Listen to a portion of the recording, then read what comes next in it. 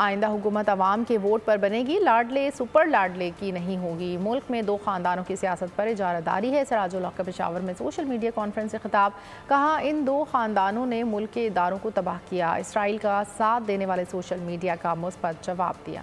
ہم ضمانت دیتے ہیں کہ پاکستان میں انشاءاللہ آئندہ حکومت نہ لاڈلے اور نہ سپر لاڈلے کی ہوگی۔ پاکستان میں آئندہ حکومت پاکستان کی عوام کی ہوگی۔ 2 خاندانوں کی اجارہ داری ہے سیاست پر 40 سالوں سے، تو ان 2 خاندانوں نے سیاست کو یرغمال بنایا ہے۔ یہ سوشل میڈیا کی طاقت تھی کہ جو لوگ اسرائیل کا ساتھ دے رہے تھے، سوشل میڈیا نے ان کو مؤثر جواب دیا، اور آج وہاں مغربی ممالک امریکہ اور برطانیہ کے یونیورسٹیوں کے پروفیسر سے لے کر ہالی ووڈ کے اداکاروں تک وہ غزہ کے مظلوم مسلمانوں کے ساتھ کھڑے ہیں۔ یہ طاقت سبسکرائب کریں اور بیل دبائیں تاکہ کوئی خبر رہ نہ جائے۔